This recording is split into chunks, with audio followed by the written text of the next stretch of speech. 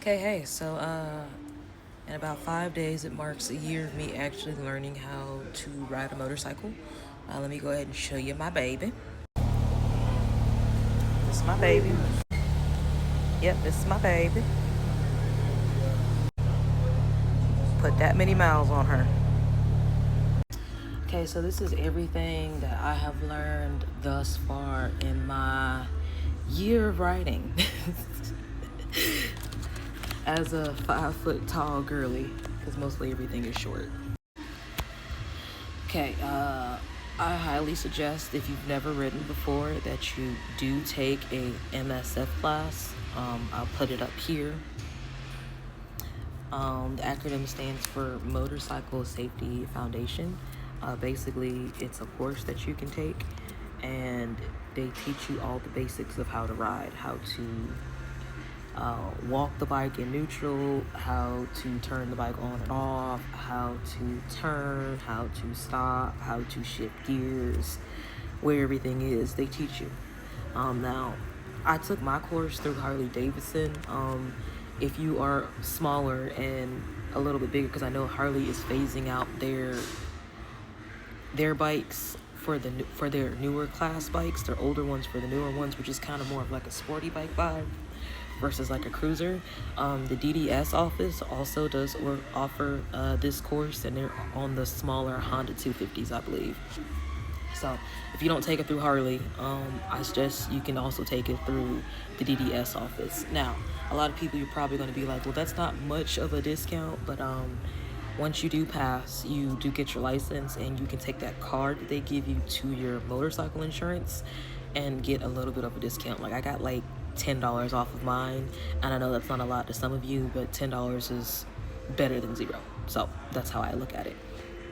I have gotten in an accident twice. This is why I say please go learn from an actual instructor from a MSF course, because I tried to teach myself the first month through YouTube University, watching Yammy Noob off the tube of YouTube. And I was, in my defense, I thought I was doing good because I was practicing in my neighborhood for like a good month. And that was shifting gears, going from first gear to second gear, and learning how to turn and all that. I was good up until I got on a busy street, and then I realized, girl, there's traffic. And I whiskey throttled 25 in the truck. So I accidentally hit my throttle by accident all the way down and went 25 into somebody's truck. I was fine. The guy's truck was fine. There was a huge dent in it. But this is where I tell you, please wear some gear. I wear a jacket, I wear a helmet, I wear gloves, and I wear boots. I don't have armored pants yet. I have to get me some, but wear gear. And the 2 times that I was in an accident, I'm glad I was wearing gear, because it could have been way worse. Could have been way worse. Now, a lot of you starting off who probably don't have a motorcycle of your own are going to be like, well, how much do I need to budget out for gear? About a stack of $1,200. I'm gonna be real with you. Because this gear is what protects your body from getting hurt and road rash like that. So I know a lot of you are going to be like, but it's a lot of money. Don't skip on it. Don't. Because road rash ain't fun. Broken bones ain't fun. God forbid if you get in an accident. It's meant to protect you. I spent about a stack on mine. When I first got my gear, my helmet was about $300. My jacket was about another $300. My boots was about $250. My gloves was about $100. And what else did I get? Boots, gloves, jacket. That was about it. I spent damn near a stack on all my stuff. My helmet now, because I've been looking into the certifications on it. My first helmet was not ECE rated. It was just DOT, and a lot of you were like, what the heck does that even mean? DOT is the certification that you get in America for your motorcycle helmets. Think of them like just kind of dropping the helmet from different places to see if it'll like do anything. ECE is the European standard, and they do a little bit more rigorous testing than the DOT.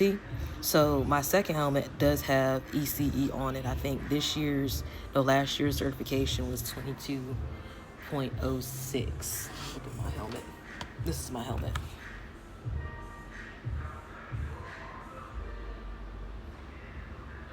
Yeah, it's this year's ECE. See, there's the little stickers you need to see on your helmet. There's the ECE one at the top, and the one at the bottom is the DOT rating right there. This year's is 22.06. I wish my helmet would have had MIPS on it. It's what's MIPS? Multi-impact protection system. So God forbid if you get in an accident and they got to take your helmet off without damaging or moving your head or your neck, they can do that. And basically what that certification is, I think it's Australian if I'm not mistaken. Y'all can go Google it. But basically what it does is they hit the helmet from different angles to judge basically that your brain don't move. God forbid if you get in an accident. So my next helmet will definitely have one. So if you're looking for a helmet, make sure it at least has ECE on it. Don't just go for the DOT. If you can spare it and you can spend a little bit more, make sure it has MIPS, because MIPS is going to be higher than the ECE rating. Now for a good 8 months, I was riding around with AirPods. Don't recommend. If you can, get yourself a Cardo system or a Sena system, some type of comm system. Because like I said, I was riding around with AirPods for like a good 7 months. This is my Cardo system. It's the Pack Talk Edge 2. But basically what it is just like speakers that they stick inside the helmet. It's got like a little microphone in there too, so if you talk on the phone or whatever you can. It's meant to where you could just put your left hand to where you can pause and play without touching your phone or anything.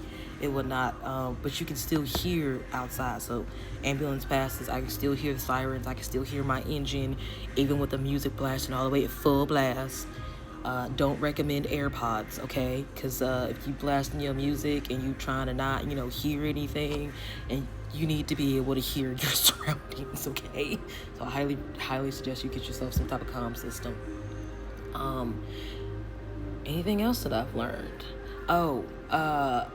Get you gear for different weather, especially some rain gear, because you don't be thinking. I told myself when I first started riding that I would never ride in the rain. I've damn near ridden the rain a good 10-15 times because I've been caught in it and had to go drive home from work or going into work and got caught in some rain. Get you some rain gear. Rain hurts. 45 miles and up. It hurts. It feels like 1,000 little knives hitting your skin. So get you some gear. I got me Kimimoto. I'll put it right here. I got me some rain gear from them off of Amazon. It doesn't have any armor in it, but it's meant the times that I have been caught in the rain, and I mean just straight torrential downpour rain, I was dry.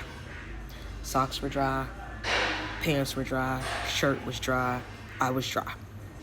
So definitely get you some type of rain gear. Make sure you watch a video on your helmet for how to access your vents, because in the summertime you're gonna need some vents. I damn near got heat exhaustion a month ago thinking I was gonna be okay, and I wasn't.